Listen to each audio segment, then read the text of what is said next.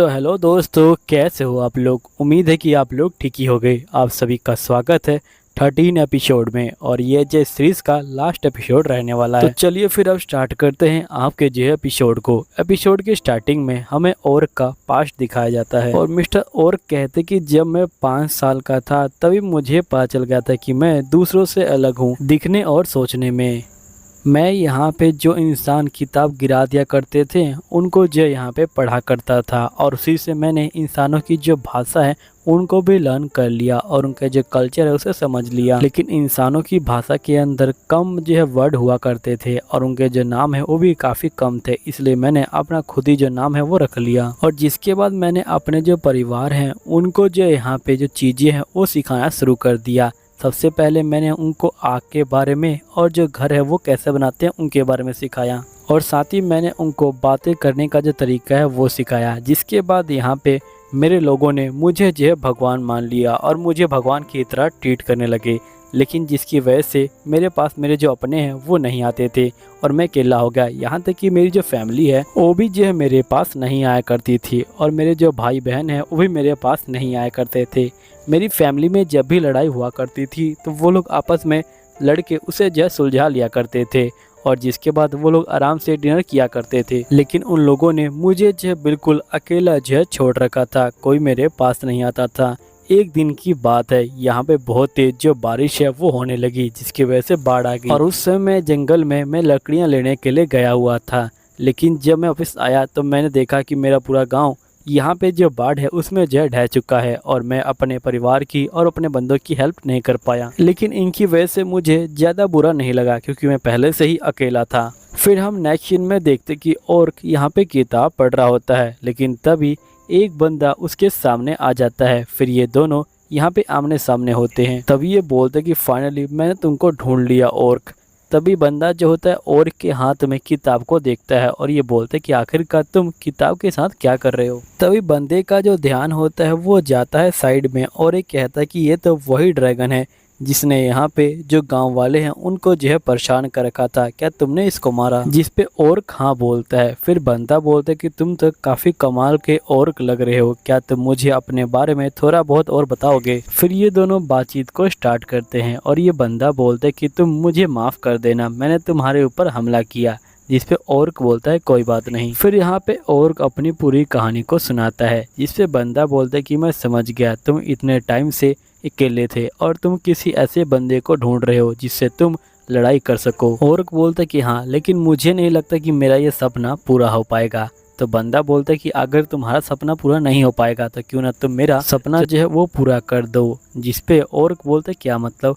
फिर ये बंदा बोलते कि मैंने हीरो के साथ जो फाइटिंग है वो कर रखी थी, उसमें जो लोग हैं वो हमें लेजेंडरी 5 बुलाया करते थे। तो ओर्क बोलते कि मुझे याद आया, मैंने उस किताब को पढ़ा हुआ है, वो जो 200 साल पहले हुई जो फाइटिंग है वो थी। जिस पे बंदा बोलते कि हाँ, मैंने ही उस किताब को लिखा है। ओर्क बोलते कि मैं समझ गया, तुमने सिर्फ किताब को लिखा नहीं, तुमने उस चीज को जो फील भी किया हुआ है, लेकिन मैंने कभी सोचा नहीं था कि ये जो कहानी है सच्ची है। जिस पे बंदा बोलते कि काफी बंदों को यहाँ पे बिल्कुल यकीन नहीं होता कि ये कहानी सच्ची है। ओर्क बोलते कि तुम्हारा सपना तो ये है ना कि तुम जो काइजून मॉन्स्टर है उसे जो हराना चाहते हो। तो ये बोलते कि हाँ, तो अगर तुम चाहो तो मेरे लिए मेरा सपना है वो जो है पूरा कर सकते हो, और हो सकता है कि मेरे सपने के पीछे जाते जाते तुम अपने सपने के भी करीब पहुंच जाओ। ओर्क बोलता है ठीक है। जिस पे बंदा बोलता है ठीक है, मैं तुम्हारे लिए दुआ करता हूँ कि तुम्हें ऐसा पार्टनर मिल जाए जिसके साथ तुम लड़ाई कर सको। फिर ओर्क बोलता है जिसके बाद मैंने यहाँ पे एडवेंचर गिल्ड को ज्वाइन कर लिया, और यहाँ पे मैंने सभी जो बंदे हैं उनको जो इकट्ठा करना शुरू कर दिया। लेकिन उन सभी की जो स्ट्रेंथ थी वो काफ़ी अलग थी, इसलिए मेरी तलाश अभी तक जो है पूरी नहीं हुई थी, और ये लोग मेरे लिए ज़्यादा जो है काम के नहीं थे उस समय। फिर ओर्क बोलते कि मैंने यहाँ पे डिसाइड किया कि मैं ट्रेनिंग जो प्लान है वो बनाऊँगा। तभी एल्फ बोलते कि मुझे नहीं लगता कि कोई बंदा तुम्हारे ट्रेनिंग प्लान से जिंदा रह पाएगा। ओर्क बोलते कि मुझे पता था कि मेरा ट्रेनिंग प्लान खतरनाक है, लेकिन फिर भी मैंने जे हार नहीं मानी, और जिसके बाद तुम आ गए। अब लगता है कि हमने कुछ ज़्यादा बातचीत कर ली, हमें अपने जो मैच है उस पर जो फोकस करना चाहिए। तभी रीक बोलता है कि अगर सोचा जाए तो इन्होंने मुझे 2 साल तक जो ट्रेनिंग है वो दी है, और उस समय इन्होंने मेरे ऊपर बहुत ज़्यादा ध्यान दिया है, और इन्होंने अपना सबसे ज़्यादा जो टाइम है वो जो यहाँ पे मुझे ही दिया है। फिर हम पास्ट के सीन को देखते हैं जहाँ पे रीक अंगूठे के बारे में पूछ रहा होता है, जिस पे ओर्क बोलता है कि इस सिंबल का मतलब है कि तुम सामने वाले को अपनी जो बराबरी का समझते हो और साथ ही तुम सिग्नल दे रहे हो कि तुम्हें बिना यहाँ पे डिफेंस करे जो लड़ाई है वो करनी है। अब जो रीक है वो ऐसा ही करता है और यहाँ पे अंगूठे का सिग्नल देता है। ओर्क बोलते कि मैं सोचा नहीं था कि तुम मेरे लिए इतना आगे जाओगे। तभी रीक जो यहाँ पे एस्टीला के बारे में सोचता है और ये बोलते कि मुझे माफ़ कर देना, मुझे नहीं लगता कि हम लोग हॉट स्प्रिंग में जा पाएंगे। और जिसके बाद ये दोनों फाइटिंग करना स्टार्ट कर देते हैं और यहाँ पे एक दूसरे के मुंह पे जो घूसा है वो लगातार यहाँ मार रहे होते हैं। यहीं पे रीक अपने मन में सोचता है कि मिस्टर ओर्क की वजह से मैं अपने सपने करीब पहुंच गया हूँ। अगर इस तरह उनको खुशी मिलती है तो मैं उनको खुशी दे दूंगा, मेरे पास जो है मैं सब कुछ दूंगा इनको। तभी जो माना बैरियर होता है वो टूटने लग जाता है। तो यहाँ पे जो एल्फ होता है वो अपने मैजिक का इस्तेमाल करता है और एक न्यू माना बैरियर को क्रिएट कर देता है। और जिसके बाद हम देखते हैं कि ओर्क और रीक के हमलों से यहाँ पे जो माना बैरियर होता है वो टूट जाता है, लेकिन जो एल्फ का बैरियर होता है वो एक्टिवेट हो जाता है। तभी इनके हमलों से जो ग्राउंड होता है वही जो होता है टूटना स्टार्ट हो जाता है। यहीं पे जो रीक होता है वो यहाँ पे गिरा होता है और अपने मन में सोच रहा होता है कि मुझे नहीं लगता कि ये फाइटिंग यहाँ पे जो इनफ रहेगी, मुझे अभी घर जाना है और सोना है। लेकिन मिस्टर ओर्क को देख के लगता है कि वो अभी तक खुश नहीं हुए, वो अभी तक जो फाइटिंग करना चाहते हैं, लेकिन मेरी बॉडी जो मूव नहीं कर रही। तभी रीक की एक उंगली हिल रही होती है, जिस पर रीक बोलता है इसका मतलब मेरी बॉडी अभी भी जो है मूव कर रही है, मैंने अभी तक मिस्टर ओर्क को उनकी जो बराबर की फाइटिंग है वो नहीं दी है। और ये कहते ही यहाँ पे रीक के अंदर से जो एनर्जी होती है वो बाहर निकलने लग जाती है। अब ये देख के बाकी बंदे खुश हो जाते हैं और ये बोलते कि हमारा सरप्राइज जो है सक्सेस हो गया। एंजेलिका बोलती कि आखिरकार तुम लोग क्या कह रहे हो, जिस पे एस्टीलिया बोलती कि मिस्टर ओर्क ने यहाँ पे रीक को मना किया था कि वो इनहेंस स्किल की जो ट्रेनिंग है वो ना करे, लेकिन इसने यहाँ पे जो इनहेंस की ट्रेनिंग है वो करी थी और हमने वो करवाई थी, इसलिए रीक जो है अब इस पावर को कंट्रोल कर सकता है। लेकिन इस पावर को एक्टिवेट करने के लिए रीक को यहाँ पे बहुत तगड़ा जो अपोनेंट है वो चाहिए होगा। जिसके बाद यहाँ पे रीक ओर्क के ऊपर हमला करता है और कहता है कि मैं समझ गया, ये जो है बिल्कुल मेरे जैसा ही है। और यहाँ पे ओर्क को इसी चीज़ का इंतजार होता है और कहता है कि तुम सभी का शुक्रिया, तुम सभी मेरे लिए कितना जो है दूर गए हो। मैं अपने आप को अकेला समझता था, लेकिन मैं अकेला नहीं हूँ, तुम सभी मेरे साथ हो, तुम सभी ने मेरे लिए जो भी कुछ किया है उसके लिए तुम्हारा शुक्रिया। यहीं पे ओर्क और जो रीक होते हैं वो आपस में सर टकराते हैं और एकदम से यहाँ पे बहुत तेज़ी से धमाका होता है और जैसे ही धुआं हटता है यहाँ पे जो रीक होता है उसका मुँह खूनम खून हो जाता है और ओर्क बोलता है कि तुम स्ट्रांग हो। तभी रीक कहता है लेकिन मैं फाइटिंग को जीत नहीं पाया और रीक नीचे गिर जाता है। यहीं पे ओर्क बोलता है कि आखिरकार तुम क्या बकवास कर रहे हो, तुम जो है फाइटिंग को जीत चुके हो पहले ही, तुमने मेरी हेल्प करी यहाँ पे मेरा सपना पाने में और ये जो तुम्हारी ट्रेनिंग का रिजल्ट है। और ये कहने के बाद ओर्क भी नीचे गिर जाता है। नेक्स्ट में जो रीक होता है वो अपने आँख खोलता है और वो देखता है कि सही बंदे उसके पास बैठे हैं और यहाँ पे एस्टीलिया बोलती कि तुम पूरे 3 दिन से जो लगातार सो रहे थे क्योंकि तुमने यहाँ पे इसकी जो ट्रेनिंग है वो कुछ ज़्यादा ही कर ली थी। रीक बोलता है कि तुम्हारा शुक्रिया, तुम लोगों की वजह से ही मैं जो ये कर पाया और ये तुम्हारी ट्रेनिंग का ही रिजल्ट है। तभी रीक बोलता है कि आखिरकार ये मेडल मेरे पास क्या कर रहा है। तो एल्फ बोलता है कि तुमने जो मैच है उसे जो जीत लिया।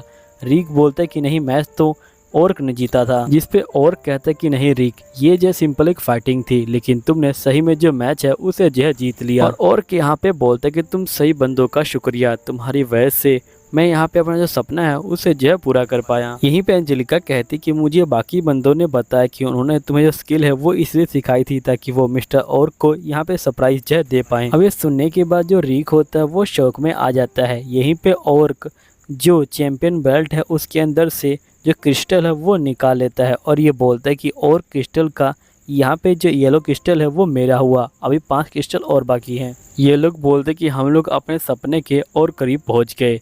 तभी यहाँ पे एस्टीलिया ले आती है और ये बोलती कि अगर हम इस क्रिस्टल के ऊपर माना का इस्तेमाल करें तो ये बिल्कुल उसी क्रिस्टल की तरह हो जाएगा। जिसके बाद ये लोग माना का इस्तेमाल करते हैं और क्रिस्टल बदल जाता है। एंजेलिका बोलती कि अच्छा, ये लोग कब से यहाँ पे क्रिस्टल के पीछे पड़े हुए थे। तभी यहाँ पे जो रीक होता है ये बोलते कि वैसे जिस ओल्ड मैन के बारे में आपने मुझे बताया था, क्या आप उसे दोबारा कभी मिले, क्योंकि वो जो बुक है वो 200 साल पहले लिखी गई थी और साथ ही देखा जाए तो आखिरकार उसकी एज कितनी होगी। जिस पे मिस्टर ओर्क बोलते कि मैं उससे दोबारा तो नहीं मिला, लेकिन उसने अपनी इनहेंस स्किल का इस्तेमाल किया था जिसकी वजह से उसकी जो लाइफ है वो जो लंबी हो गई। नेक्स्ट सीन में हम स्नैप को देखते हैं जो यहाँ पे काइल के पास आया होता है और ये बोलता है कि देखो यहाँ पे जो रीक है और जो मिस्टर ओर्क है उन्होंने जो इस चैंपियन बेल्ट को लेने से मना कर दिया, इसलिए ये बेल्ट अब तुम्हारी हुई। काइल बोलते कि नहीं, मैं इस तरह से ये जो बेल्ट है ये नहीं ले सकता। नेक्स्ट सीन में जो मिस्टर ओर्क होते हैं और बाकी बंदे होते हैं वो यहाँ से निकल रहे होते हैं। तभी यहाँ पे मिस्टर ओर्क का जो बंदा होता है वो यहाँ पे रो रहा होता है और साइड में जो लड़की होती है वो भी रो रही होती है और ये दोनों बोलते कि आप जब भी चाहे यहाँ पे आ सकते हो। तभी एंजेलिका बोलती कि आखिरकार तुम इतना सारा खाना क्यों ले जा रहे हो। तो यहाँ पे रीक बोलते कि हम लोग अपने जो नेबर्स हैं उनमें बांटेंगे। एस्ट्रेलिया बोलते कि ऐसी कोई बात नहीं है, हमारे पास कोई नेबर्स नहीं है, हम लोग जो इसे स्टोर करके रखेंगे अपने पास। यहीं पे जो एंजेलिका होती है वो अपने घर जा रही होती है।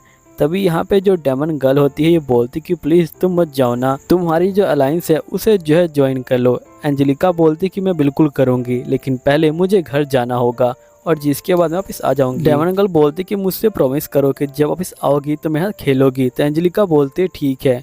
फिर एंजेलिका बोलती कि वैसे भी मिस्टर ओर्क मुझे जो है ट्रेनिंग देने वाले हैं। तो यहीं पे जो रीक होता है ये बोलता है क्या तुम बिल्कुल ही मरना चाहती हो। तो यहाँ पे एंजेलिका बोलती कि नहीं, मैं तुम्हें पकड़ना चाहती हूँ, एक दिन मैं तुम्हें कैप्चर कर लूँगी, तुम तैयार हो जाना। तो रीक बोलता ठीक है, मैं उस दिन का इंतजार करूँगा। फिर एंजेलिका बोलती क्या तुम फिर से दौड़ के जाने वाले हो। तो रीक बोलते कि हाँ, हम लोग जो है यहाँ पे दौड़ के जाने वाले हैं। एंजेलिका बोलती कि इसमें कोई सरप्राइज़ की बात तो नहीं है। रीक बोलते कि हाँ, वैसे भी ये ई रैंक की जो ट्रेनिंग है वो है।